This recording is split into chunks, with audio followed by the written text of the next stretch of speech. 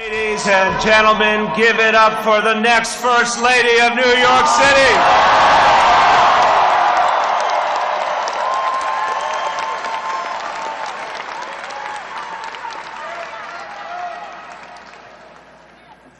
My fellow New Yorkers, today you spoke out loudly and clearly for a new direction for our city. United by a belief that our city should leave no New Yorker behind.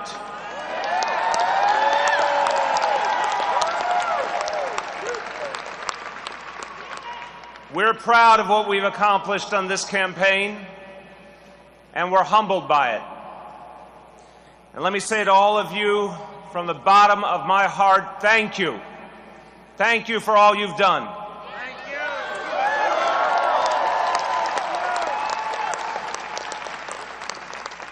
But let me be clear, our work, all of our work, is really just beginning. And we have no illusions about the task that lies ahead. Tackling inequality isn't easy.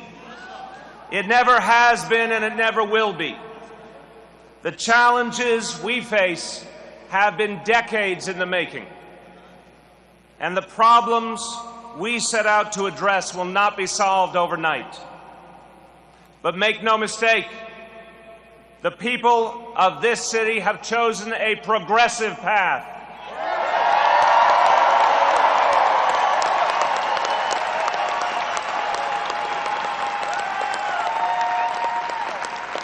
And tonight we set forth on it, together as one city.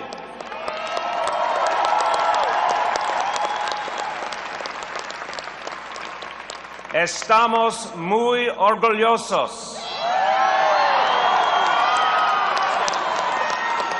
de lo que hemos logrado en esta campaña. Seré claro, nuestro trabajo acaba de empezar. Los problemas de nuestra ciudad no serán fáciles de resolver. Pero una cosa es clara, la gente de esta ciudad ha elegido el camino progresista.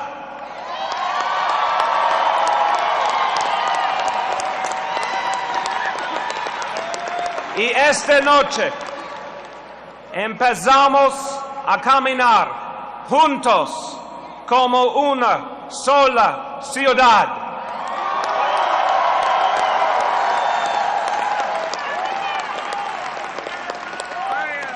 To everyone who knocked on doors, made phone calls, persuaded your friends,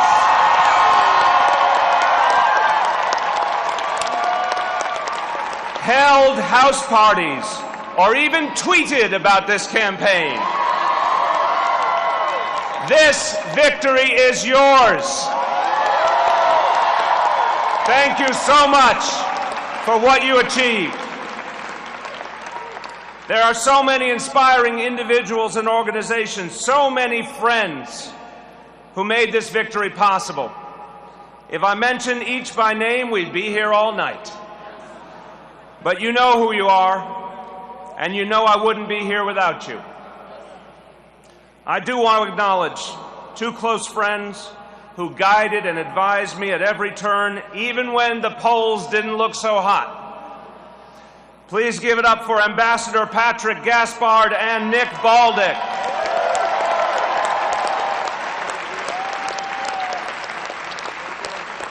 And I want to say how grateful I am to Bill Hires and Emma Wolf and the best campaign team this city has ever seen.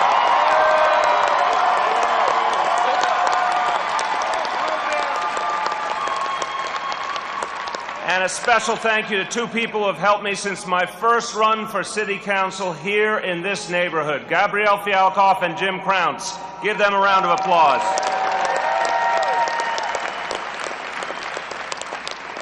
But the people I am most grateful to, and most grateful for are standing right next to me. My partner in life, my best friend in the world. She is brilliant and every bit as compassionate as she is tough. The love of my life, Shirlane McRae.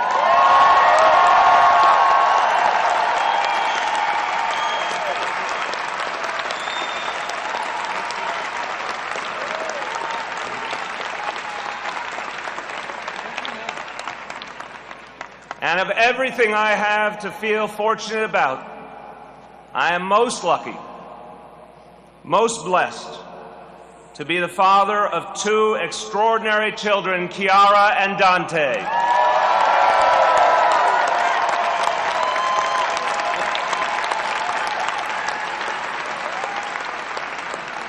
They make me proud every single day.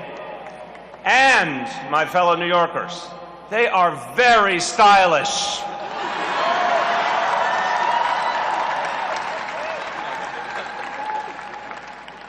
Tonight, I feel the deepest appreciation for generations of my family, including those no longer with us.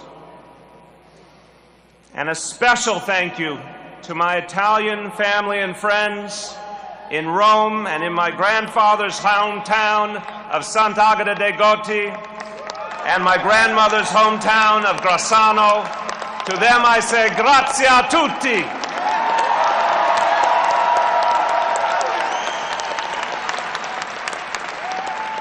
I thought we needed a little Italian flair there. Now, earlier this evening, I received a call from Joe Lhota. And even though we have our differences, I know he loves this city as much as I do.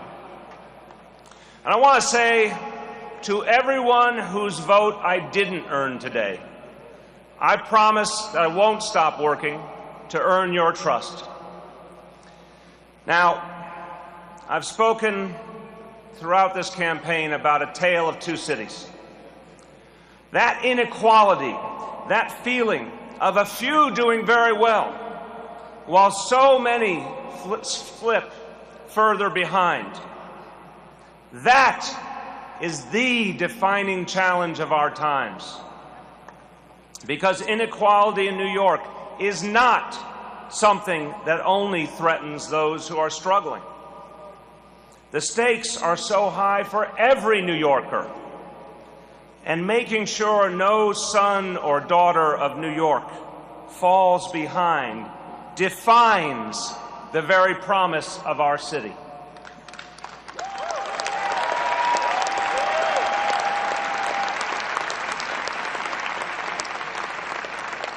New York is the brightest embodiment of the idea behind American greatness. It doesn't matter where you were born, what you look like, what your religion is, or who you love.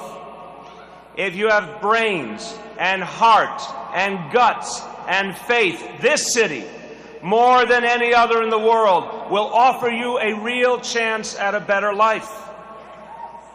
For generations, New York has meant opportunity. That's what it has been to so many, and that's what it must be again.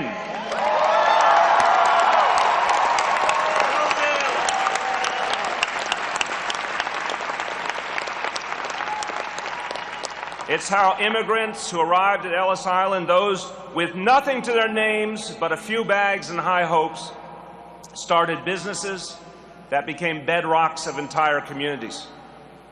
It's how kids who have grown up poor from every borough have become CEOs and playwrights, fashion designers and architects, doctors and teachers. It's how for generations, even in the face of untold economic stress, working parents in New York knew this city had their back.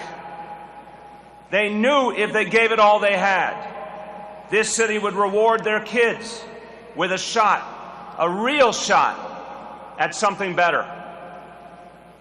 New Yorkers are strong and resilient, dedicated and big-hearted. Our greatness is not accidental, but neither is it inevitable. To maintain that greatness and to ensure that our brightest days are ahead of us, we must commit ourselves to progressive ideas that will lift us all up.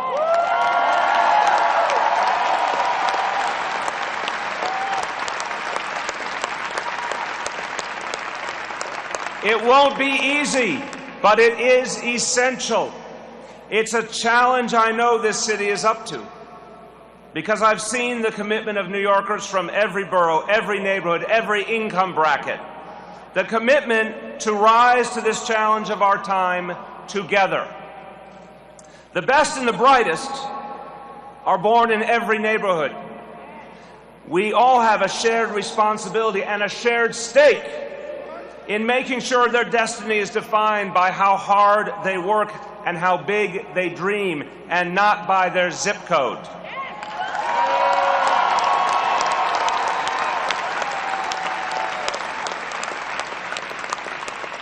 So when we call on the wealthiest among us to pay just a little more in taxes to fund universal pre-K and after-school programs,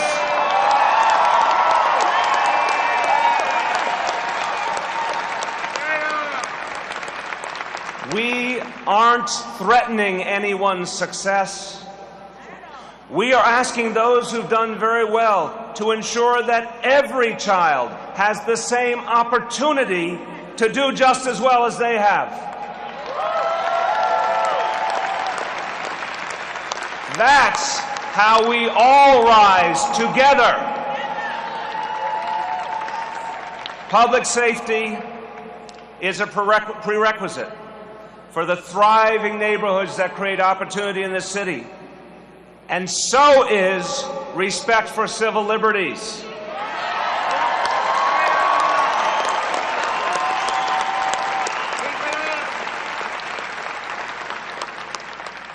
The two are not mutually exclusive. In fact, we must have both. We must work to promote a real partnership between the best police force in the world and the communities they protect from danger, be it local or global. New Yorkers on both sides of the badge understand this. We're all hungry for an approach that acknowledges we are stronger and safer as a city when police and residents work hand in hand.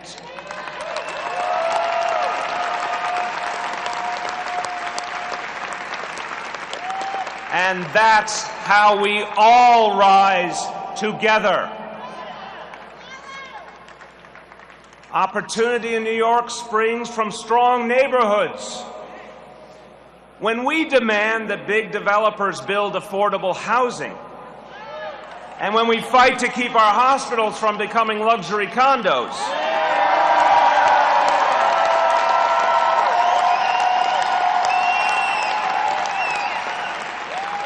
it's not to punish the real estate industry. We do these things so that everyday, hardworking people who anchor our neighborhoods can live and work and be healthy in the communities they love.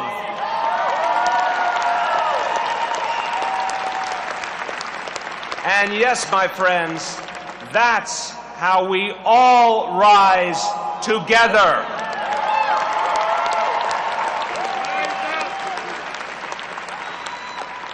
New York is no stranger to big challenges. We've faced the depths of the Depression. We've stared down the hateful destruction of terrorists. We've endured the ferocity of gale force winds and surging tides. And each and every time, New Yorkers have faced seemingly insurmountable obstacles with grit and determination and an unyielding commitment to one another. And we have always prevailed.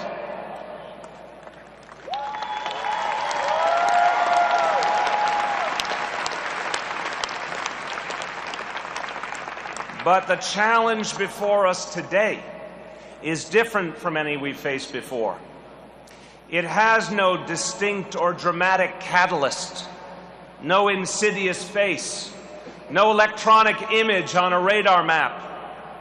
The growing inequality we see, the crisis of affordability we face, it has been decades in the making. But its slow creep upon this city cannot weaken our resolve, and it won't.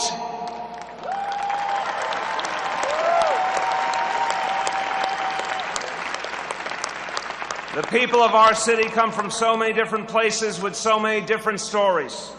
By our nature, we are clear-eyed and realistic.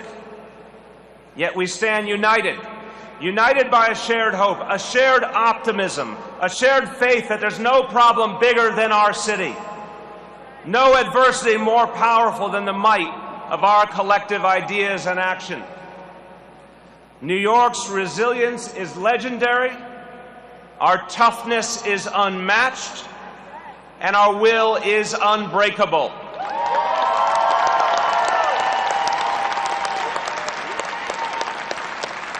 So I say to you tonight, the road ahead will be difficult, but it will be traveled.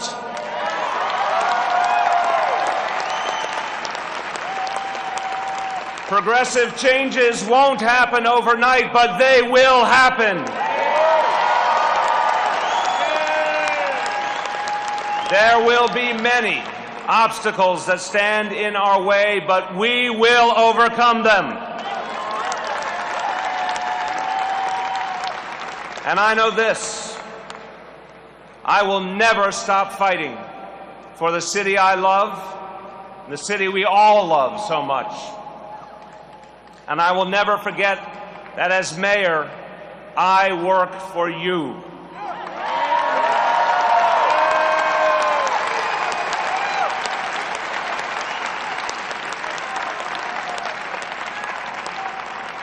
And we as New Yorkers, people whose stories wouldn't be possible anywhere else on earth, we know that we are not defined by the cold steel of our skyscrapers, but by the strength and compassion and boldness of our collective spirit.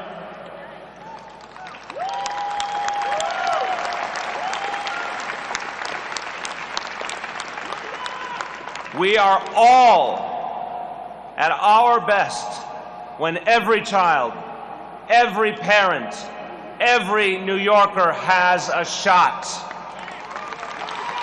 And we reach our greatest heights when we all rise together. Thank you, and God bless you.